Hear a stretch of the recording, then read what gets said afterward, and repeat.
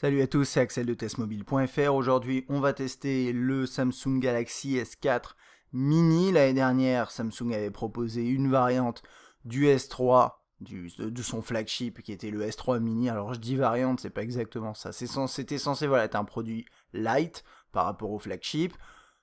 On a été plutôt conquis par ce S3 Mini. Est-ce que ça va être le cas avec ce S4 Mini? On a déjà testé le HTC One Mini qui est une nouvelle, c'est quelque chose de nouveau pour HTC. Là pour Samsung, c'est quelque chose qu'ils font régulièrement.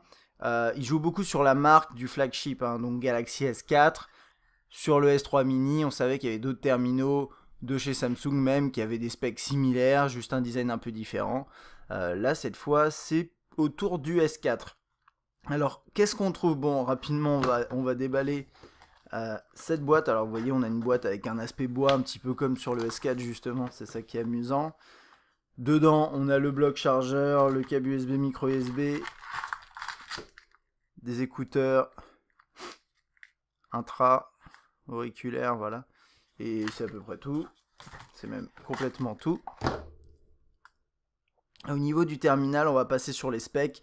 Et puis bien sûr, on regardera vite fait, même pas forcément vite fait, mais tout ce qui concerne le design de l'appareil, voir en fait ce qu'il a en commun avec le Galaxy S4. Et vous verrez que de toute façon, globalement, la gamme Galaxy récente, ils se ressemblent tous un petit peu, donc c'est pas très difficile de faire une variante qui ressemble. Mais alors, au niveau des specs, qu'est-ce qu'on a? Il tourne sur Android 4.2.2 avec TouchWiz, dans une version assez proche de ce qu'on a sur le S4. Mais bien sûr avec des éléments moins, on le verra, on a un écran 4.3 pouces de résolution 540 par 960, donc c'est pas très élevé, c'est moins élevé que ce qu'on a sur le One Mini, une densité de pixels inférieure, mais qui résultera au final dans une autonomie a priori meilleure.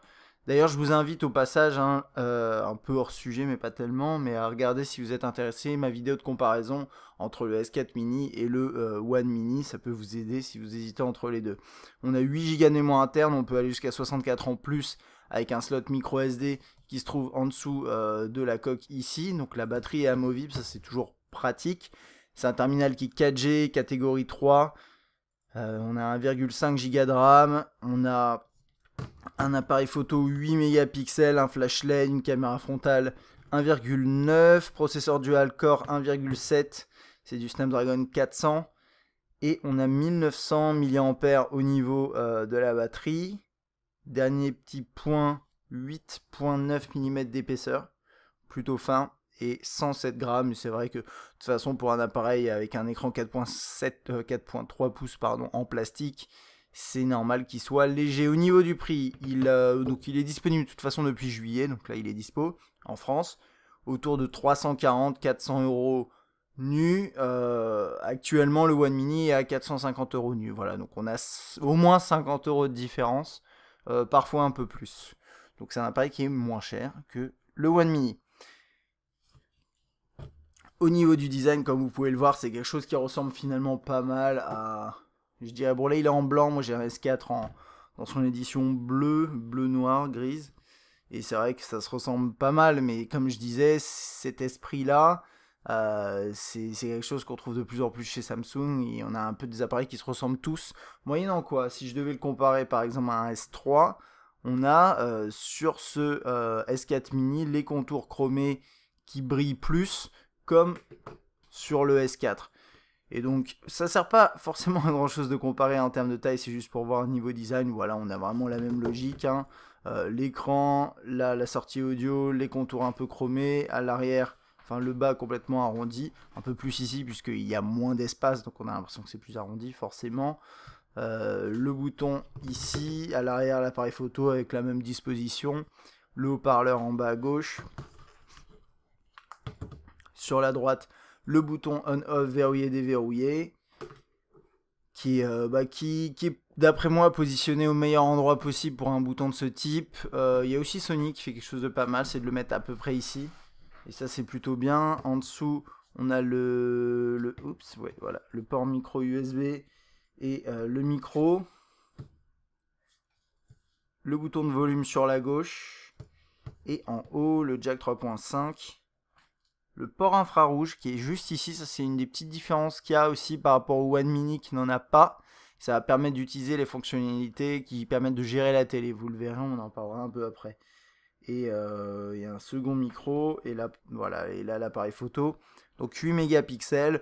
Le One Mini, c'est du 4 mégapixels, mais c'est des ultra pixels, mais au final, la définition de l'image en sortie sur votre ordinateur, et il y aura plus de pixels de toute façon à exploiter sur le S4 Mini. Ça ne veut pas forcément dire que la qualité photo est meilleure, d'ailleurs, ça j'en parle dans le comparatif, vous verrez.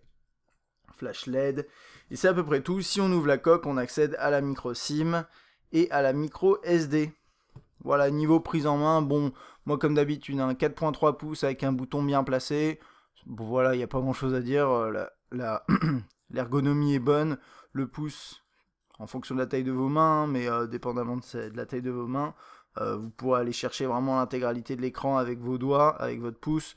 Ça c'est quand même plutôt confortable. Le bouton ici, on appuie, l'écran s'allume. Bon voilà, ça c'est vraiment c'est du classique Samsung, et sur ce type de format, moi ça me plaît bien.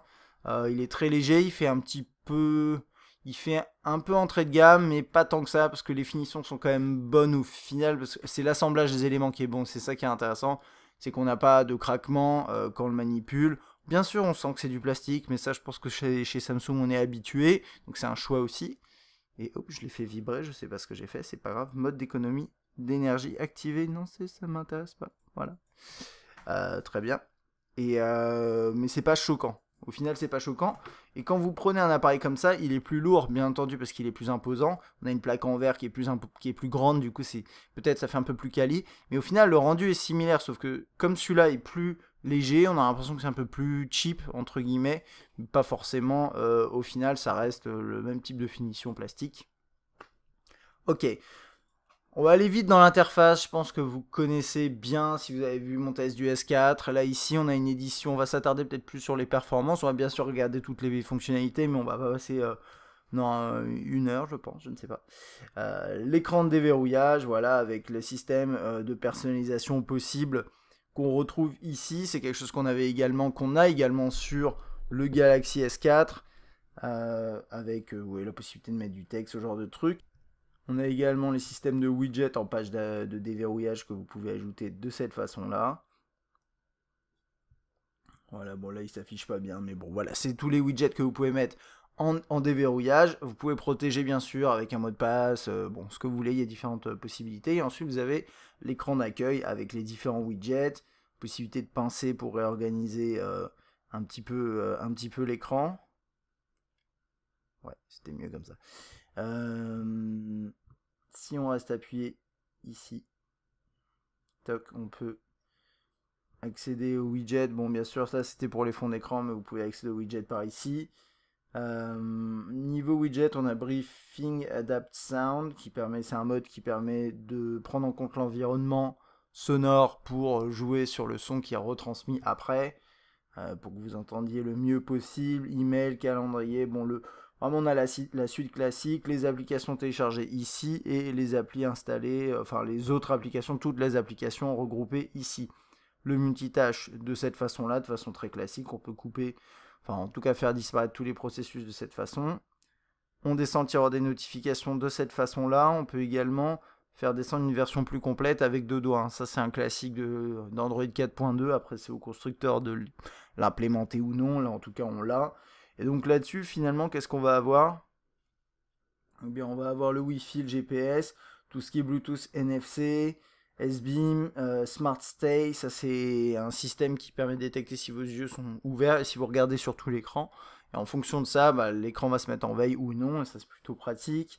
Le mode hors ligne, l'accès Wi-Fi, ça, c'est le mode modem, partage de connexion, enfin voilà, ce genre de truc. Et ça, c'est toujours sympa. Moi, j'aime bien ce système, hein. Un accès ici, on va dire plus basique, vous pouvez tourner sur les côtés comme ça pour y accéder, vous avez de la luminosité qui se met ici, et j'aime bien le nouveau système qu'il y a depuis le S4 qui consiste en fait à dire, soit j'ai la luminosité au max, là vous pouvez gérer ça à le niveau comme ça, soit c'est automatique, donc intelligent, mais avec plus ou moins 5, voilà.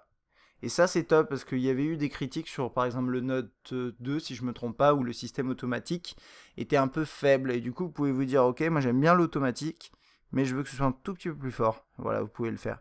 Et ça c'est, moi je trouve que ça marche bien. Bon bien sûr vous avez les notifications qui s'affichent dans le tiroir, et bon c'est à peu près tout. Là-dessus, c'est du classique TouchWiz, je pense que vous connaissez.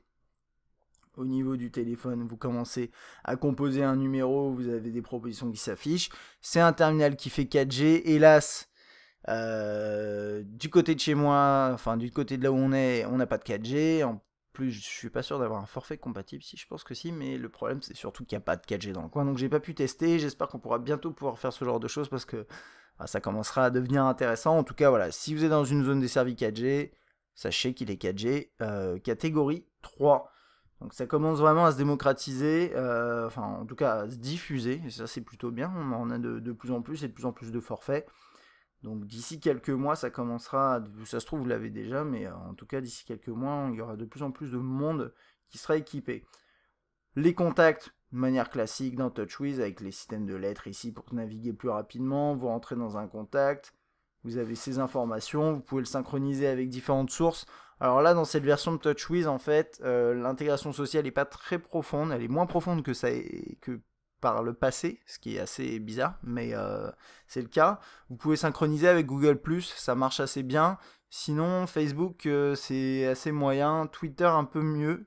En tout cas, si vous synchronisez aussi avec, par exemple, Facebook, normalement, ça va changer aussi l'avatar. Là, par exemple, cette personne-là, je ne l'ai pas synchronisé avec Facebook. Et normalement, ça aura mis le bon avatar. Bon, voilà. Mais c'est vrai que niveau intégration sociale, je pense que HTC et d'autres constructeurs font un boulot qui est un peu meilleur, en tout cas un peu plus complet. Mais si vous n'avez pas de besoin là-dedans, bon, c'est pas grave. Hein. Alors, ensuite, niveau saisie de texte et messages. Bon, messages, vous avez vu, c'est classique. La liste des messages qui s'affichent par contact. Donc, je vais vous montrer ça. Par exemple, je commence à écrire un message à cette personne. Hop. Voilà, c'est pas grave, j'ai pas de carte SIM. Vous avez la conversation qui s'affiche là comme ça. Et ensuite, c'est des systèmes de bulles qui est devenu vraiment le standard, hein, le seul et unique standard hein, pour ce genre de truc. Enfin, parfois, ça c'est pas exactement comme ça, mais dans tous les cas, ça s'empile et c'est des conversations. Et la saisie de texte qui marche plutôt bien, je trouve, sur cet appareil. Vous avez les options ici qui permettent de gérer le texte intuitif. Vous avez la saisie en continu qui permet de faire comme ça, voilà. Donc là, bon, c'était pas très intéressant, mais par exemple, voilà, je peux écrire salut, salut les amis, de cette façon-là. Sur un écran aussi petit, entre guillemets, c'est pas trop mal parce que ça permet par exemple de taper avec juste le pouce comme ça, potentiellement plus rapidement. Après, ça dépend voilà, si vous vous habituez au système ou non.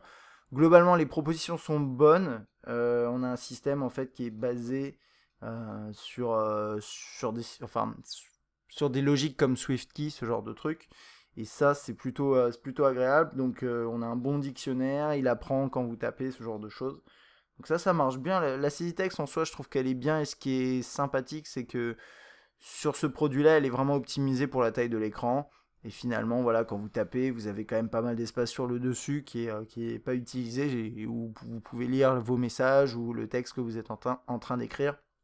Donc ça marche pas mal. Et en mode paysage, ça s'affiche de cette façon-là. Voilà.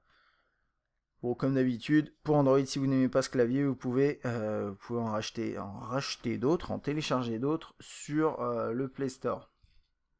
Alors, on va passer très rapidement là-dedans. Comme d'habitude, on a toujours ce set d'applications, chronomètre, minuteur, etc. Ouais. Voilà. Toc. Alors, ce qu'ils appellent le S-Planner, en fait, c'est tout simplement le calendrier. Le calendrier qu'on trouve sous ce format-là, sous ce visuel-là, depuis, il me semble, le Note. Et on avait même des aperçus comme ça sur la première Galaxy Tab. Donc, c'est quelque chose qui date, mais il a été optimisé au fil du temps. Et voilà, là, on a un clavier avec des onglets, mois, semaine, jour. Ça marche bien. C'est quelque chose ouais, c'est quelque chose qui me plaît. Alors, je voulais juste noter un truc, parce que depuis tout à l'heure, je le remarque, c'est je trouve que niveau performance, il a quelques petits soucis. Et je vais être tout à fait. Je comptais pas en parler maintenant, et je comptais en parler à la fin, quand on parle de perf, justement. Mais comme ça, au moins, enfin, que vous ayez ça en tête. Je sais, c'est pas un prototype le produit que j'ai, mais quand ça m'arrive vraiment souvent d'avoir des soucis de performance. Par exemple, sur des benchmarks, j'ai des résultats qui sont extrêmement bas et qui sont pas les résultats normaux, entre guillemets. J'ai regardé partout sur la toile et j'ai des résultats plus élevés. J'ai réussi à avoir aussi des résultats élevés, mais j'ai aussi des résultats très très très faibles. Et quand j'ai des résultats faibles, parfois le terminal est juste pas performant du tout, pas réactif. Donc, si vous voyez qu'il y a des moments où c'est pas très réactif, bah c'est pas que c'est un prototype, c'est peut-être que j'ai peut-être un problème sur ce produit-là, ou en tout cas, il manque peut-être une petite mise à jour pour optimiser ça. Mais, enfin, disons que je suis un des seuls à l'avoir remarqué, en tout cas en tant que testeur. J'ai pas vu beaucoup de monde en parler. Donc là-dessus, je vais pas faire de généralité, mais en tout cas, sur le produit que j'ai, il y a parfois des problèmes de performance. On va passer à l'appareil photo. Alors, avec une interface qui ressemble à ce qu'on a sur le S4, bien entendu, avec les modes ici. Donc mode automatique, ensuite nuit, sport, panorama qui permet de créer des photos panoramiques, le HDR qui mixe les expositions, qui est pas mal, son et prise, alors ça c'est un mode qui permet de capturer une photo et d'enregistrer le son pendant, il me semble, 9 secondes, voilà c'est écrit là, donc là ça enregistre pendant 9 secondes, ça permet de capturer à la fois une image et l'ambiance sonore qui va avec. C'est pas si mal quand vous regardez après vos souvenirs, ça peut être sympa. Meilleure photo, ça devient des classiques, hein. Mais c'est vous prenez voilà, plusieurs clichés, ça prend plusieurs clichés, détection des visages, vous pouvez changer ensuite les visages, mode rafale, classique aussi. Meilleure pose, pareil, hein. Donc là, meilleure photo, meilleure pose, c'est un peu complémentaire. Mode beauté qui affine le visage. Bon, voilà, moi je suis pas super fan de ces modes-là, mais vous pouvez les essayer. J'admets que moi je me suis pas attardé sur ce mode-là. Vous avez la caméra frontale qui se déclenche de cette façon-là, non? Attendez. Est-ce que je me trompe? Normalement non. Non? Oui, voilà. Ok. Et ici, vous avez un petit menu qui permet d'accéder à d'autres éléments. Donc par exemple, ça c'est le partage automatique avec le partage photo d'amis, chat-on, le viseur à distance, ce genre de truc. Le mode d'enregistrement, ça c'est pour les vidéos, le retardateur. Moi je trouve que ces options, elles sont assez bizarrement positionnées. Mais bon, vous pouvez si vous voulez les réagencer de cette façon-là. Si vous préférez plutôt avoir le stabilisateur là-haut, c'est vous qui décidez. Et vous pouvez déterminer également ce que fait la touche de zoom, puisque vous n'avez pas de bouton dédié pour l'appareil photo. Vous pouvez dire que la touche de zoom prend une photo ou zoom, tout simplement. Donc photo, touche d'enregistrement et zoom. Alors pourquoi il y a les deux là? Tout simplement parce qu'en fait, vous n'avez pas de mode photo, de mode vidéo, vous avez les deux qui sont mélangés. Donc vous pouvez prendre une photo et après, si vous voulez prendre une vidéo, ou plus sympa, donc vous prenez une vidéo, vous pouvez mettre en pause, reprendre, et vous pouvez également prendre une photo pendant que vous filmez. Ça aussi, ça fait partie des fonctionnalités plutôt innovantes qu'on retrouve de plus en plus. En bas, vous avez quelques effets. Voilà, vintage, solarisé, ce genre de truc. Et vous n'avez pas, comme sur le S4, toutes les fonctionnalités dual caméra, ce genre de truc.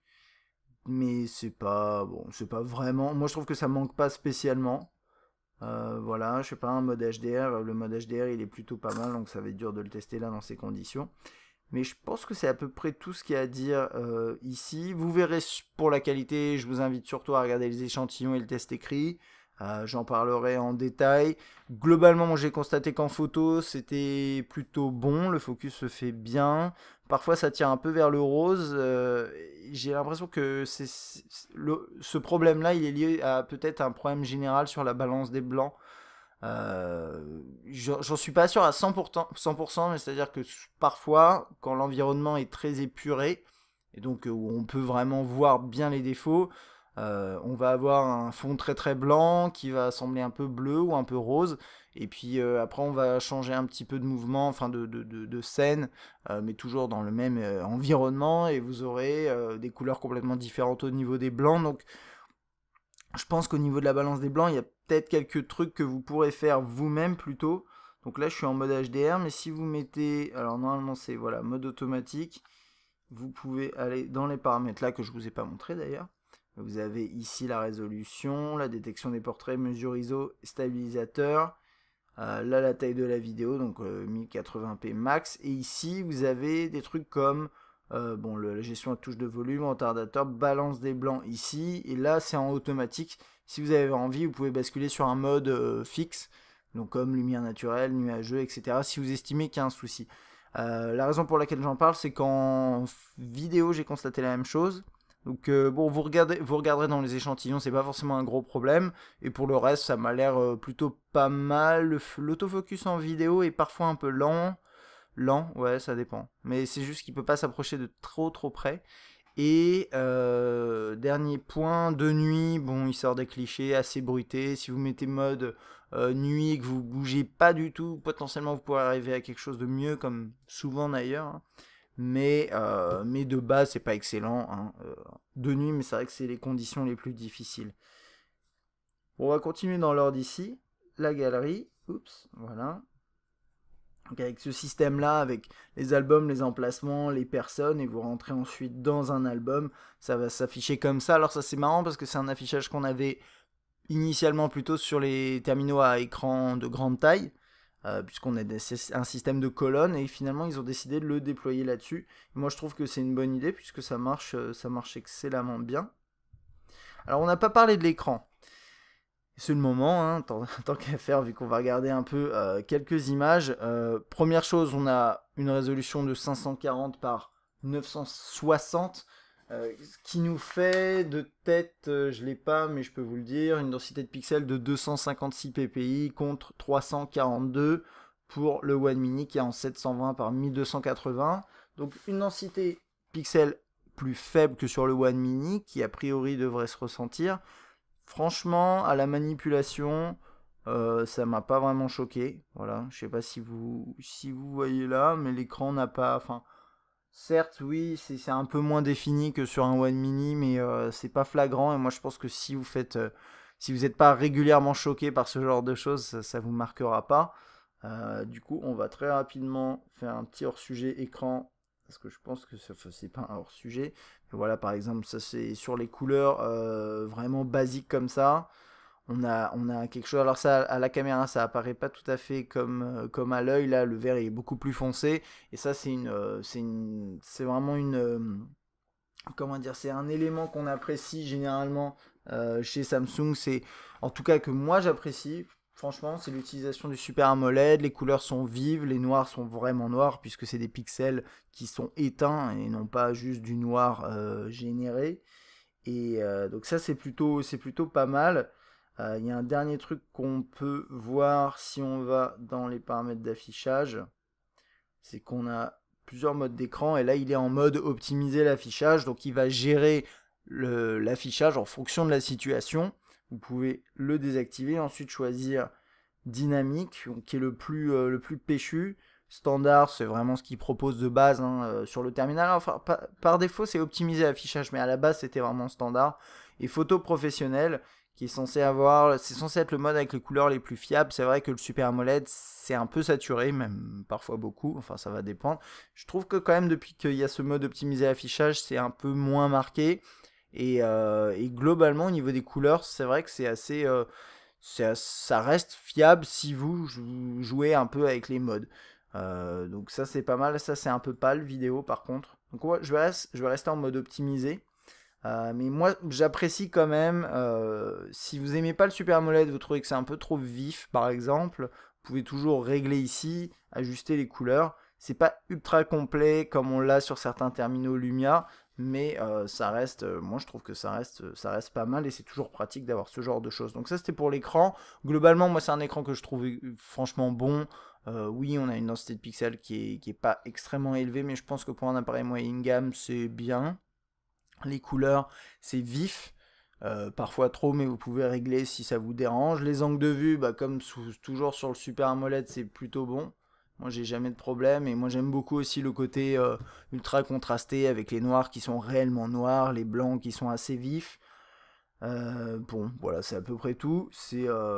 Après, c'est une question de goût, mais moi, je trouve que il s'en sort vraiment pas mal.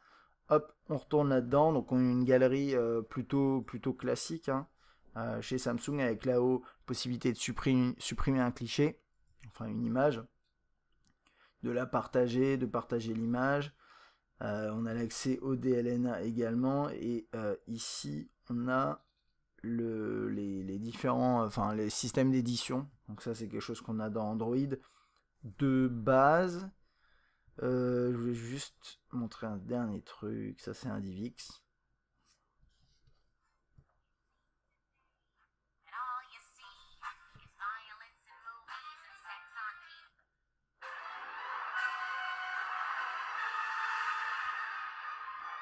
Donc voilà, ça marche pas mal. Et on a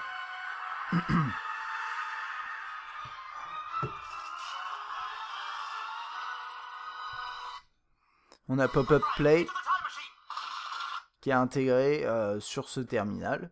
Par contre, on n'a pas, quand vous restez appuyé ici, on n'a pas le système de multitâche dont j'ai le S-View. Qui est juste sur les terminaux avec des écrans quand même plus grands et à des prix plus élevés a priori. Toc, bon, mes fichiers enregistreur vocal, tout ça on va pas regarder, mais on a pas mal de choses. On a également les emails, donc avec ce nouveau, entre guillemets nouveau client email, c'est celui également qu'on a sur le S4. On n'a pas bien sûr le AirView sur cet appareil, mais moi c'est pas quelque chose qui me manque personnellement, mais bon, sachez-le. Et avec ce client là vous pouvez configurer plusieurs comptes email, et à côté vous avez également bien entendu Gmail, le compte Gmail, le client Gmail en version 4.5 qui fonctionne plutôt bien. Vous avez les widgets à côté et bien sûr des notifications quand vous avez des emails. On va passer sur le web. Alors on va ouvrir, moi j'étais sur le monde ici. Vous avez ce navigateur là, bien sûr vous pouvez aussi installer, je pense qu'il est déjà préinstallé, je vais juste vérifier parce que normalement il est toujours préinstallé, voilà, Chrome. Donc vous pouvez choisir en fait finalement. Alors pour Android vous avez d'autres claviers également, mais si vous avez envie vous pouvez utiliser ce clavier là ou basculer sur Chrome pour Android si vous préférez. C'est vraiment au choix quoi finalement. C'est depuis Jelly Bean que vous pouvez utiliser Chrome, donc si vous préférez n'hésitez vraiment pas basculer sur l'un ou sur l'autre. Donc là c'est la version mobile. On va ouvrir une nouvelle fenêtre. Bon allez hop, on va aller voir test mobile, donc qui va afficher une version mobile avec le design optimisé pour la version mobile, avec quelques bugs encore, désolé. Hop, on va le laisser charger. On va aller sur The Verge.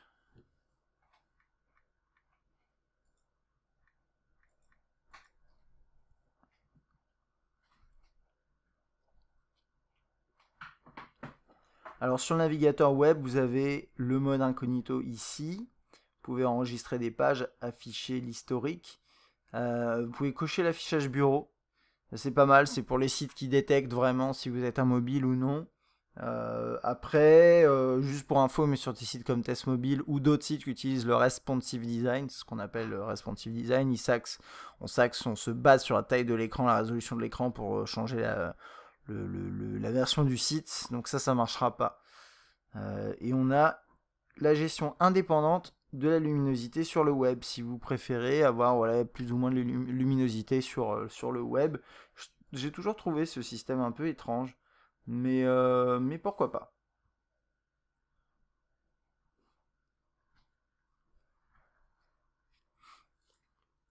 Donc voilà, ça fonctionne plutôt bien, je trouve. Vous pouvez basculer très rapidement, oui, vous pouvez basculer assez rapidement d'une table à une autre.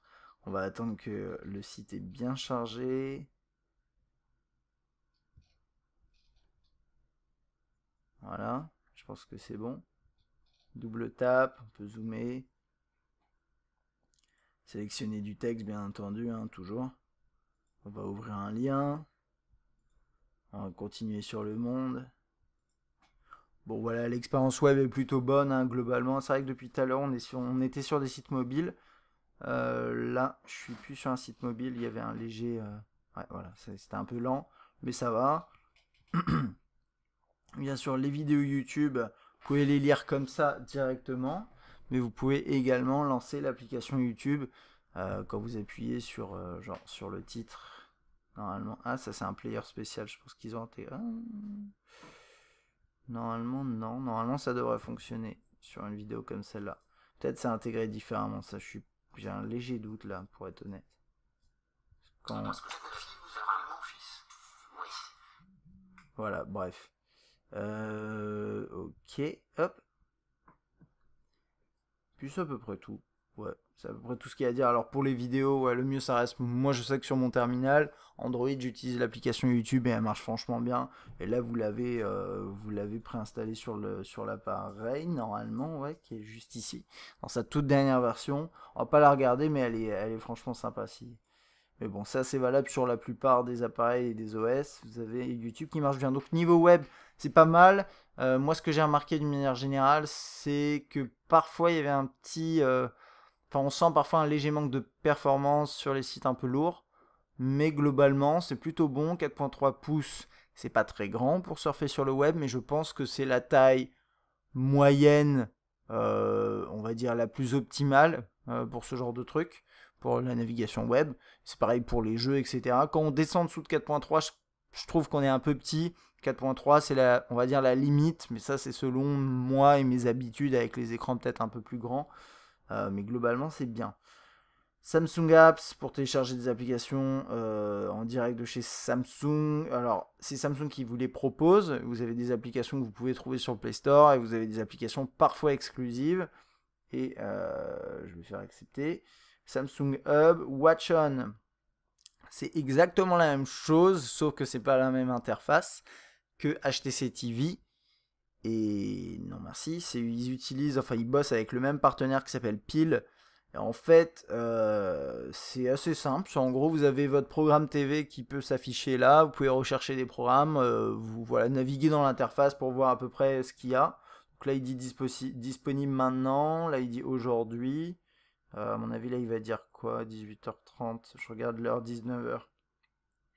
Voilà, vous avez vos séries télé. Là, je peux dire, bon, bah, je veux plutôt voir une série télé. Qu'est-ce qu'il y a en ce moment? Tom and Jerry. Ouais, et là, je fais regarder. Ça va envoyer avec le port infrarouge qui est sur le haut un signal à mon décodeur et à ma télévision. Et ça va switcher sur la chaîne qu'il faut. Voilà, donc ça, c'est bien. Ça marche correctement. De la même façon que chez HTC. Et ce qui est sympa, c'est que comparé à One Mini où vous n'avez pas de port infrarouge, vous ne pouvez pas utiliser cette fonctionnalité sur ce terminal. Là, vous pouvez. Donc si ça vous intéresse, moi je le recommande. Hein. Franchement, c'est très réussi. Le lecteur vidéo, ici, qui est sur fond blanc depuis peu, enfin depuis le S4. Bon bah voilà, c'est la même chose qu'à peu près, enfin au final on se retrouve avec la même interface quand vous lancez une vidéo quand vous étiez dans la galerie, sauf que vous avez voilà cette interface qui regroupe tout ça plus les vidéos all share. Donc là par exemple, ça c'est ça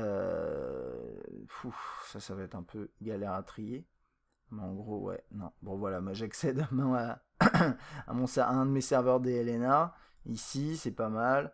Puis vous pouvez aller chercher des vidéos directement dessus, ce genre de choses, si vous utilisez ce genre de système. Le lecteur musical qui n'a pas changé, hein, depuis d'ailleurs un certain temps. Il me déplaît pas, mais c'est vrai qu'il pourrait... je pense qu'il mérite un petit lifting, un petit relifting, notamment pour... je sais pas, supprimer des fonctionnalités qui servent à rien, comme le coin musical, qui d'après moi est une fonctionnalité qui ne sert à rien. Vous pouvez déterminer des playlists en fonction des émotions que vous voulez. Donc par exemple, plutôt passionnant et joyeux, vous faites ça et ça vous crée des playlists. Sauf que moi j'ai pas assez de morceaux pour pouvoir faire ça. Le tri par dossier, vous avez accès également à AllShare ici, au DLNA, donc les chansons, liste de lecture, album, artiste. Et la barre en bas, bien sûr, qui va vous permettre d'accéder à la lecture. Donc avec la pochette, vous pouvez liker un morceau, enfin liker, le mettre en favori pour y accéder plus rapidement. Vous avez toutes les fonctionnalités de base dans le lecteur, dont la possibilité de lire en DLNA ailleurs. On peut baisser ça, le remonter.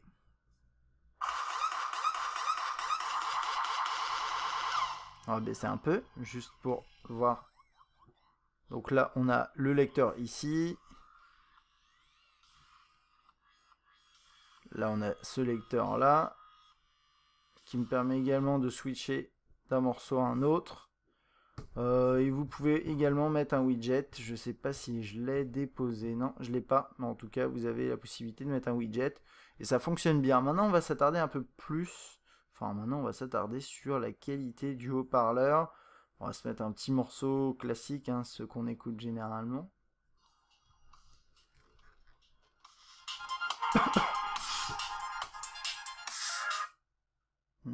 Pardon.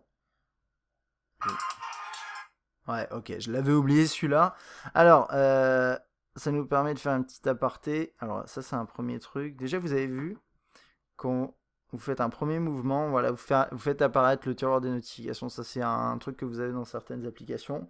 Je vais juste aller désactiver le mouvement de... ça doit être pas ici, ça doit être ça. Couper la sonnerie des appels, entrant et mettre en pause les sons lorsque l'écran est activé. Lorsque l'écran est retourné en fait. Donc ça je le désactive parce que ça va me gêner pour faire ma démo, c'est pas la première fois que ça arrive. Donc ça fait partie des mouvements, hein. Ça c'est les petits mouvements que vous avez. Vous n'avez pas toutes les fonctionnalités avancées que vous pouvez trouver sur un S4, mais vous en avez quelques-unes, hein. Donc je sais pas, le zoom en avant comme ça en inclinant le mobile, ça c'est un peu pénible. Smart Alert, ça je crois que c'est sympa, il me semble que ça je l'utilise avec mon note. Soyez averti par le vibreur si vous avez reçu des appels ou des messages. Donc votre téléphone est posé, vous le relevez et il va vibrer pour vous dire si vous avez des choses, enfin des notifications. Là, appel direct, vous êtes dans les contacts ou dans un message, vous mettez votre terminal à votre oreille, ça va appeler directement. Enfin voilà, ça c'est des petits trucs sympas qu'on retrouve là. Mouvement de paume, je sais plus ce que c'est. Couvrant l'écran. Ça, je vais l'enlever également. Vous pouvez couvrir l'écran comme ça pour mettre en pause des sons, ce genre de choses. Et vous avez aussi les fonctionnalités Smart Screen avec Smart Stay dont je parlais, au début. Et vous avez bien sûr les contrôles vocaux aussi. Enfin bon, on va pas s'attarder sur tout ça. Et je vais repartir là-dedans. Normalement, là, c'est bon.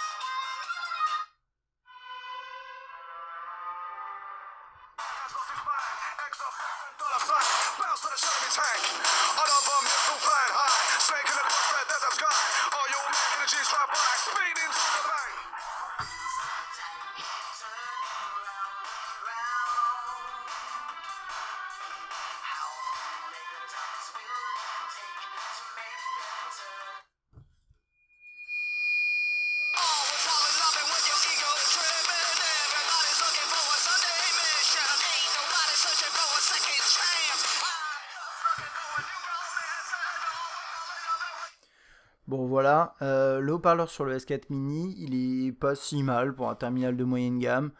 Il manque, en fait, il est globalement équilibré, c'est-à-dire il y a pas, je pense qu'il n'y a pas assez de, enfin, c'est pas qu'il n'y a pas assez de volume. Le volume est globalement moyen, donc d'après moi pas assez fort puisqu'on espère quand même avoir un volume plus élevé. Mais de fait, la qualité est pas trop mauvaise, c'est-à-dire que le son ça crache pas, ça sature pas. Euh, Sur certains morceaux, on entend un peu les percussions, ça marche assez bien. Alors ça, je sais pas comment j'ai fait pour relancer la musique. Bon, c'est pas grave. Peut-être en faisant un geste devant.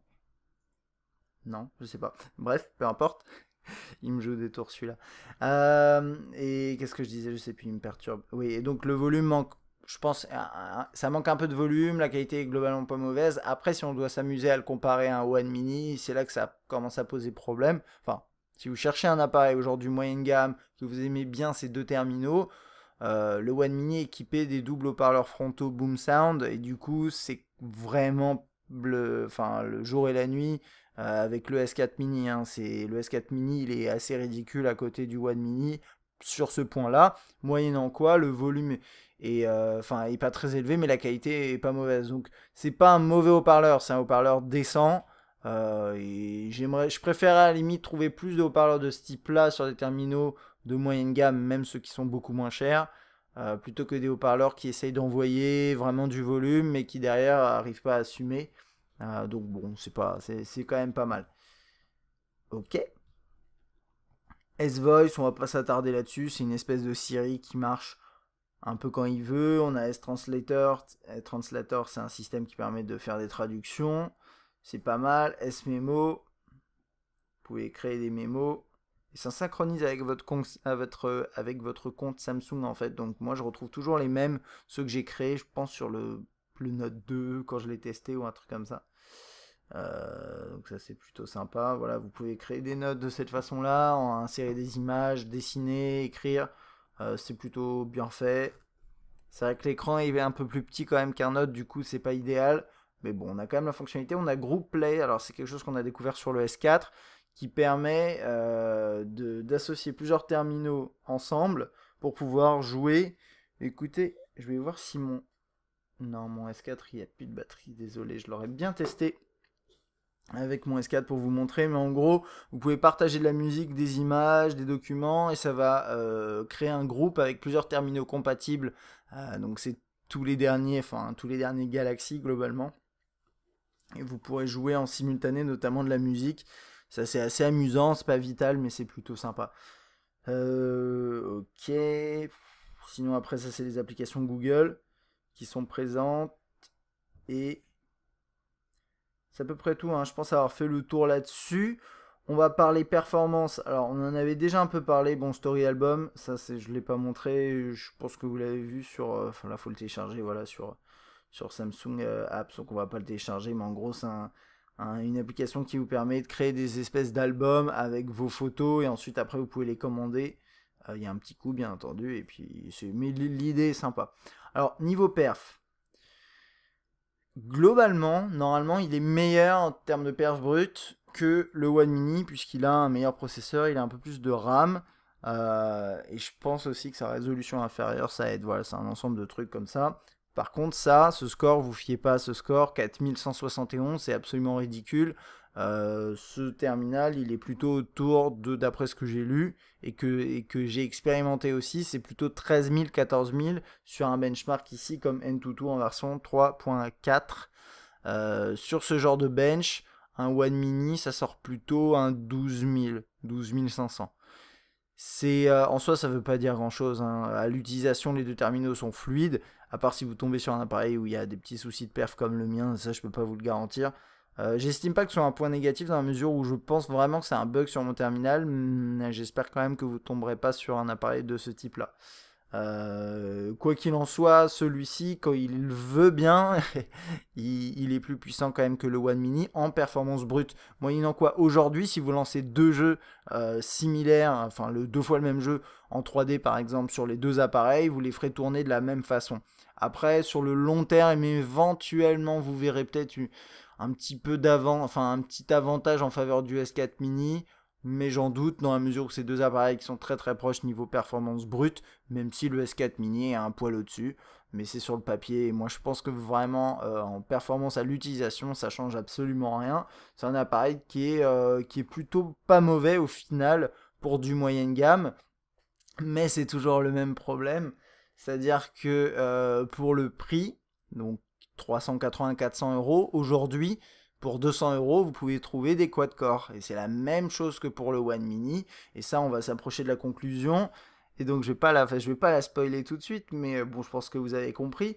On va terminer juste sur l'autonomie. Alors, l'autonomie, moi, j'ai testé différentes choses.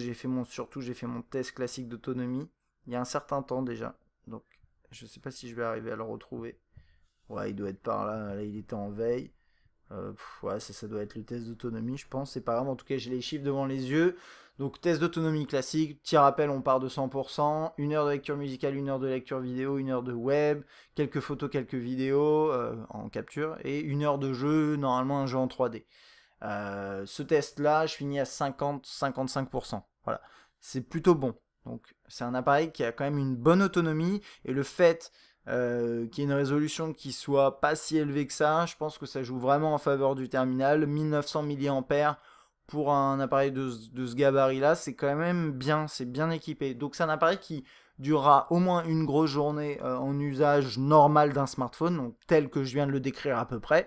Si vous utilisez l'appareil de manière un peu plus poussée, vous devriez quand même tenir une journée. À part si vous commencez à cogner 3 heures dans la journée sur le GPS, mais ça, il n'y a aucun smartphone aujourd'hui qui est capable de tenir une journée complète si dedans il y a 3 heures de GPS ou 3 heures de jeu en 3D, ce genre de truc. Voilà, mais moyennant quoi, 50% à la fin de mon test, ça veut dire que potentiellement vous pouvez terminer une journée à 50% d'autonomie, ce qui est quand même excellent. Voilà, c'est à peu près tout. Vous pouvez envisager 2 jours si vous l'utilisez vraiment de manière plus légère et que éventuellement vous l'éteigniez la nuit. Voilà, ça c'est à peu près le même constat finalement que sur le One Mini. Moi j'ai constaté, alors c'est amusant parce que moi j'ai constaté que le One Mini était un peu plus autonome d'après mon test, mais j'ai lu des tests qui disaient, d'autres testeurs qui disaient, parce que j'essaye aussi quand même de lire ce que disaient les autres, mais il disait que le S4 Mini était un peu plus autonome que le One Mini. Je pense que ce que ça veut dire tout simplement, c'est que les deux sont autonomes et à peu près de la même façon. Après, ça va dépendre de vos usages, bien entendu. Alors, pour conclure sur ce S4 Mini, je vais reprendre le fil que j'avais entamé juste avant, mais c'est simple. C'est que c'est un bon terminal, il a un design qui est pas très original, certes, mais qui passe bien et qui est ergonomique, donc ça me va. Un écran qui est bon, la résolution peut-être un peu faible, mais ça m'a pas choqué. Donc si vous êtes un geek des écrans, peut-être que ça vous, enfin un geek entre guillemets des écrans, ça vous gênera peut-être. Moi, ça m'a pas dérangé. Vous avez pas mal d'applications embarquées. TouchWiz, on aime ou on n'aime pas, mais c'est quand même une surcouche qui est assez complète en termes de fonctionnalité. On a pas mal de choses intégrées, c'est pas trop moche. Mais là, c'est vraiment une question de goût. Moi, je préfère Sense, mais TouchWiz, c'est une surcouche qui est quand même très correcte également. Dans l'interface, il y a de bonnes performances. Globalement, c'est un appareil de moyenne gamme qui va vous permettre quand même de prendre des photos et des vidéos décentes. Filmé en 1080p, ça c'est plutôt sympa. Vous avez la fonctionnalité TV, une expérience web qui est pas mauvaise, des performances en jeu qui sont bonnes et vous pourrez continuer à utiliser encore le téléphone un petit bout de temps. Donc ça c'est pas mal également. 4G, ça c'est important aussi. Ça c'est important. Et c'est à peu près tout. Le seul bémol entre guillemets, enfin il y a d'autres points négatifs et ça on rentrera dans le détail dans le test écrit sur la liste des points négatifs. Même si j'en ai cité quelques-uns tout au long du test, mais le plus gros bémol finalement ça va être le prix. Et c'est là où on commence à voir, il y a une mutation du marché qui fait que les terminaux de moyenne gamme proposés par les entre guillemets gros constructeurs tels que HTC ou Samsung, ils vont jouer sur l'aspect premium et ils vont leur donner des noms comme One Mini ou S4 Mini, ils jouent sur le côté marketing, ils proposent des appareils qui offrent une prestation qui est, enfin la prestation est bonne globalement, elle est quasiment premium, mais si vous êtes un utilisateur qui juge beaucoup sur le prix, vous allez vite vous rendre compte qu'aujourd'hui sur le marché, il y a des dizaines de terminaux qui ont des specs qui sont meilleurs que celui-ci, qui ont des écrans plus grands, qui ont peut-être un design un peu moins original, et encore celui-ci je trouve qu'il est assez banal, des finitions peut-être un peu moins bonnes, une interface moins complète, moins de fonctionnalités, vous partirez même probablement sur du Android brut, mais vous aurez un quad-core, vous aurez de meilleures perfs derrière, une meilleure durée de vie grâce à ces performances accrues, et vous serez à 200€, voire moins. Donc là-dessus, il y a un vrai souci, une vraie mutation du marché, et les gros constructeurs n'ont pas encore réussi à le comprendre apparemment, mais je pense que ça va bien évoluer. Quoi qu'il en soit, voilà, en mettant le prix de côté, le S4 Mini, oui, c'est un bon terminal. J'avais apprécié le S3 Mini. Celui-ci, je l'aime bien aussi, mais c'est vrai que j'attends un peu d'innovation, en plus de la part de Samsung, des changements au niveau de son design. Bon, on l'a pas ici, mais globalement, c'est un appareil qui est quand même très très correct. C'est juste son prix qui, d'après moi, est un poil trop élevé. Voilà, c'est tout ce que j'ai à dire aujourd'hui sur ce S4 Mini. Si vous avez des questions, des remarques, n'hésitez pas à laisser un commentaire sur YouTube ou sur Test Mobile dans les commentaires du test. Et moi, je vous dis à bientôt.